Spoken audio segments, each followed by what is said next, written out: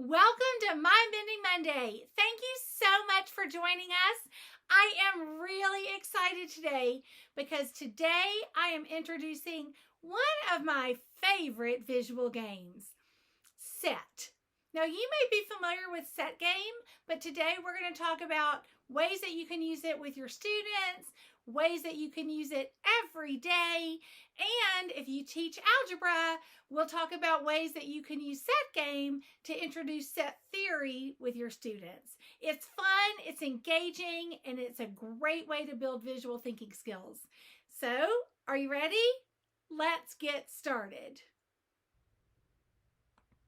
Visual Puzzles, Episode 5, Set Game and More. Set is an amazing game. It was the recipient of the Mensa Select Award in the early 90s and since then has won over 25 awards. And the history is fascinating. I hope you'll pause and take a moment to go to this website and read a little more about it. And maybe it will inspire your students who want to become scientists to know that they can become scientists and invent awesome games. But for now, let's get started. When you open set cards, you will realize that there are 4 attributes: shape, color, quantity, and shading. And for each of those, there are 3 choices. So for shapes, you could have a rhombus, an oval, or a squiggle. Color is red, green, or purple. So you have 3 of each. And you create a set when each of these is either all the same or all different for each card. So for example, color. You could have one of each color. You could have all reds, all greens, or all purples, but you can't have 2 greens and 1 purple. You have to consider that for each attribute. So I gave some examples here so that you can see it doesn't matter how many are the same and how many are different, as long as it meets all the requirements for each one. For more details on how to play, you can visit their website. But that is a good basic start. I usually write those 4 words on the board or on a sheet of paper, and the students, as they're playing the game, will look at each one and explain why it's a set. And that's just good practice for students who are learning. But once they know how to play, how can you use this in your classroom? Let's look at some ideas. These are ideas that I've used with my students and they love it. So let's look at each one at a time. First, let's look at daily set game. Let's look together at today's online puzzle. When you go to Set Online, this is what you'll see. It is a wonderful game, and this is how you actually play the game. You put 12 cards on the table, or as you can see, there are 12 cards here, and you have to find a set.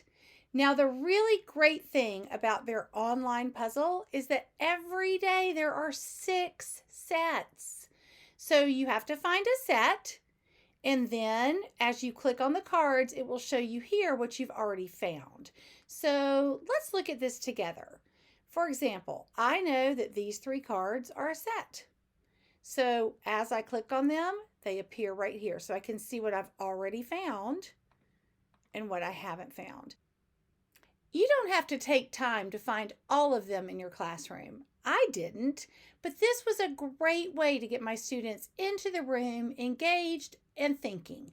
And students would tell me that they would go home and find all the other sets. It's really engaging and it's a great brain teaser, a great warm-up activity. One strategy for organizing the online puzzle is to project it, and depending on the technology that you have, you can label it with letters. So your students work mine worked in teams, but you could have them work individually, and they write down the letters of the sets that they find. And we would just spend about 2 minutes on it, and then we would go around and teams would share until no one could share another set. And they loved it. Students would rush into the room to get started. I even had a 7th grade homeroom ask me if I could post set online in the afternoon because they weren't all in my math class, but they all wanted to play. So if you teach middle school, you know that that is not a common occurrence. So this is a great way to get students involved, and I really liked labeling it with letters. But let's look at some other strategies. Just a very quick warm up.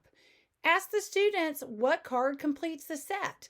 So you can pick any 2 cards and ask them to describe all the attributes of the missing card.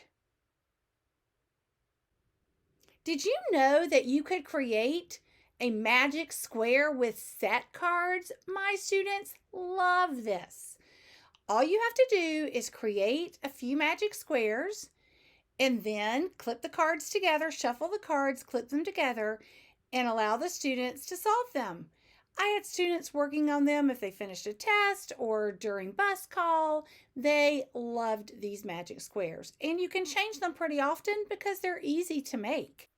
The rules for a magic square are very easy. Instead of looking for a sum of numbers, you are looking for sets. So you take 9 cards, you arrange them into a square so that every row, every column, and both long diagonals form a set. So as a teacher, your job will be to create the sets, shuffle the cards, and give them to students. So how do you create a set magic square? Creating a set magic square is surprisingly easy. You choose 3 cards that do not make a set. If they make a set, it would work, but it would be way too easy. So you can see I chose these 3 cards, and these 2 are still in my top row, but I took this card and moved it down. Now I just complete my magic square by completing sets. I completed this set by adding this card, and then I had these 2 cards, so I could complete this set. I had these 2 cards, and you just continue. Wherever you have 2 cards, you add the 3rd to complete the set, and there you go. You have a magic square. Another way to use set cards is as an introduction to set theory. Obviously, you'll eventually get to more abstract sets. But to introduce set theory, I'd love to have something concrete. If you go to Mind Bending Monday Visual Venn Diagram Series, you can download free shapes that you can print if you don't have set cards, along with ideas of how to use this. But if you have set cards, you can use this same idea. I will tell you that I typically take 2 games and separate the colors so that each table has 1 color, and then I don't include color as an attribute. I find that 27 cards is plenty, and it gives me an idea of whether or not they understand the set notation. So I hope you'll try that. Thank you so much for joining us today. Set is one of my favorite games, and I hope that you'll try some of these strategies for incorporating it into your classroom. We would love to know what you think. We value your time and your thoughts, and we're giving away free prizes every month. Here are all the ways that you can enter, and you can enter more than once to have your name entered more than once. We would love to hear from you. Also, don't forget to hit like and subscribe. We don't want you to miss a single episode of Mind Bending Monday. Thanks again so much. Hope you have a great week, and we look forward to seeing you next Monday.